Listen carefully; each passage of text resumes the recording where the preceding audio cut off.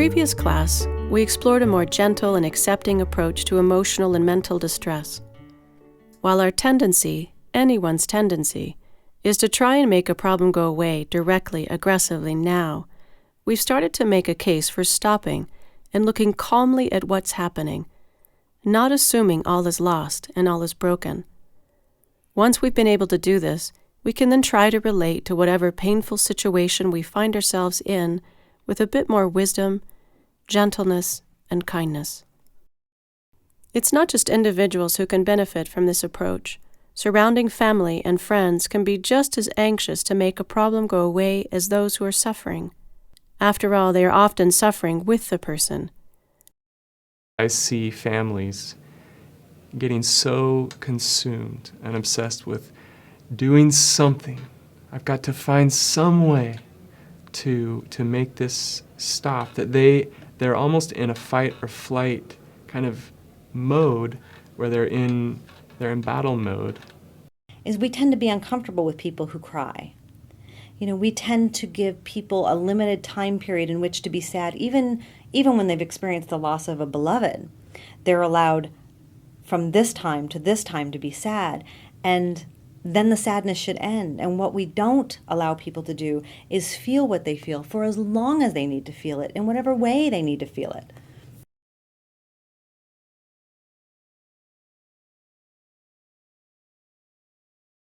I think what happens when you have a situation in a family where a child is struggling with anxiety or depression is, they become the identified patient. And everyone in the family focuses on them. And siblings feel slighted because, their attention is going to this child. And the child not only is having all these difficult emotions and experiences, but now they have all of this attention on them, and everyone's trying to fix them. And they already don't know what's going on with them and feel bad that there is something going on with them. And now everyone's, okay, we have to fix you. One man I interviewed said that his mother was so consumed with finding an answer, she said, "We've got to do something. We just have to find something." Now, that could be a heroic parent, or it could be someone making the problem worse.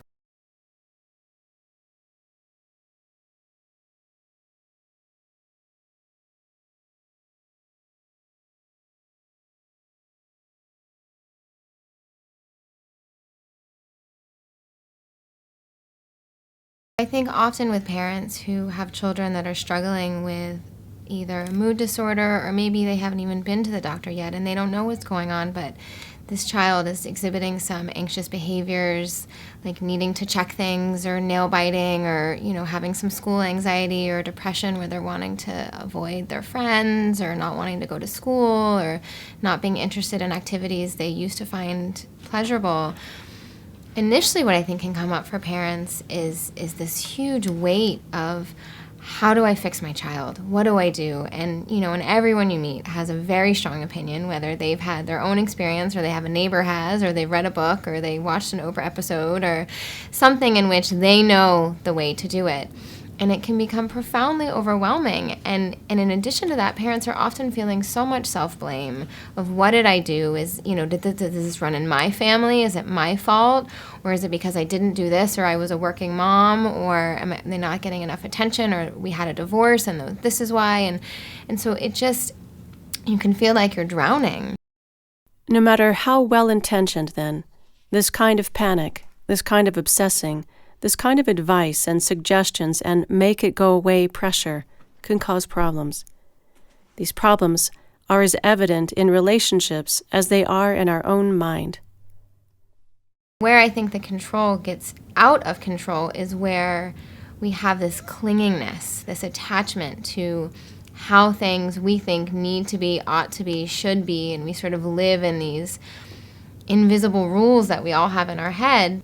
That our child should be doing this, and by age 2 they should be reading and, and jumping and doing all of these things and speaking perfectly. And when your child maybe isn't quite, then this idea of, well, what do we need to do about it? We need to fix it, or we don't need to fix it, or you are fixing it, you're freaking out, or you're not fixing it, like you're not attending to your child. And all of these messages get so overwhelming, and that we really start to cling to this perfect idea of what it is to be a child and what it is to be a parent, rather than stopping for a moment and pausing and checking in with who we are and who our children are and what is true for our family and for this child and for myself. I think that motivation is one of the absolutely fundamental factors of healing, personal growth, everyday well-being. So how do we cultivate that in people? And it doesn't work to cultivate it top-down, outside-in through exhortations or finger waggings or guilt tripping. It doesn't work.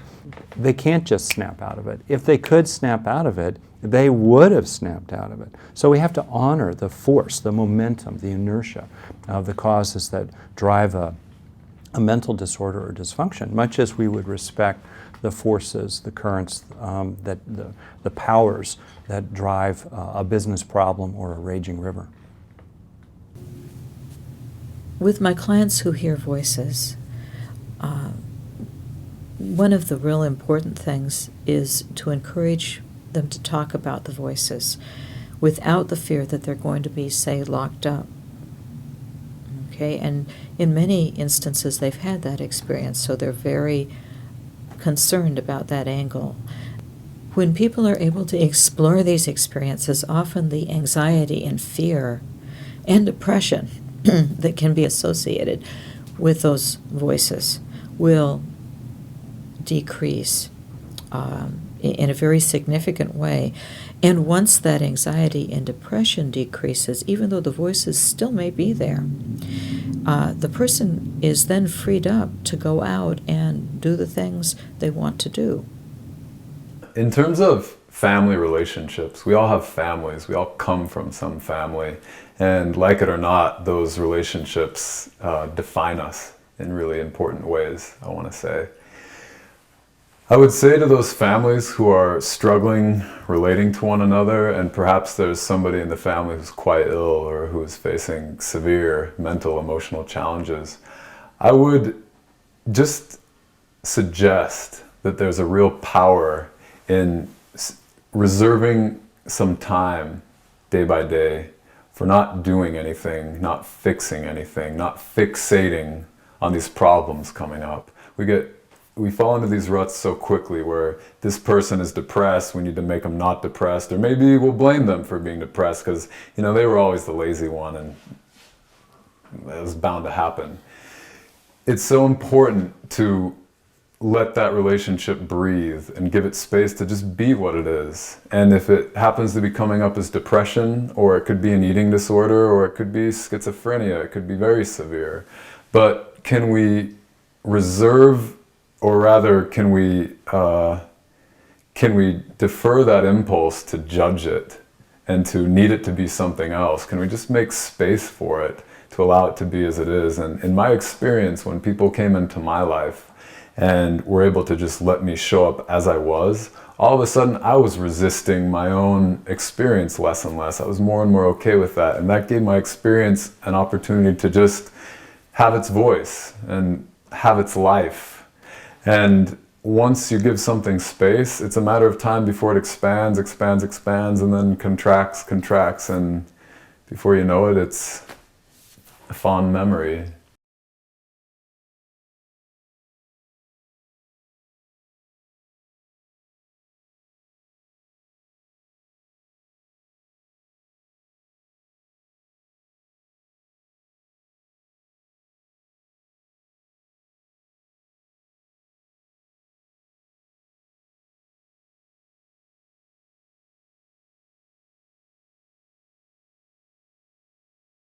You don't always have to fix your kid's experiences.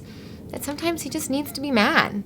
He's really mad. He didn't get what he wanted, and so he's mad. It will pass.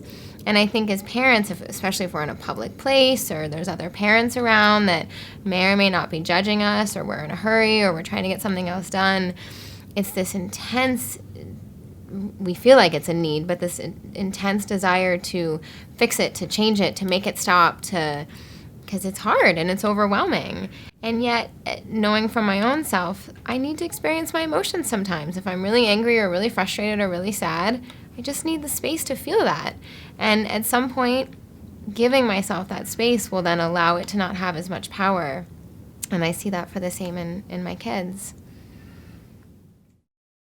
Rather than trying to simply make the problem go away, what if family and friends of those who are suffering tried the approach we just described, stopping, making some space, and just being there?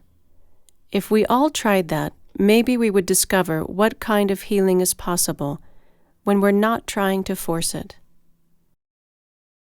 We can look at our child or our family member who's also caught and carried away by something and realize that deep down inside that being is still someone who knows that this is not true, who longs for health and wellness. And we never lose faith. We never give up on that being behind the eyes. There's been some sort of injury to their humanity. The only thing that's going to restore that injury to their humanity is one's humanity. Love, empathy, compassion, play, laughter, the creative side of ourselves. All those things are curative to ourselves by themselves. And those are the things that we need to try to restore with people when there's been this injury, and kind of develop a new sense of identity with this new experience that they had, which is very scary.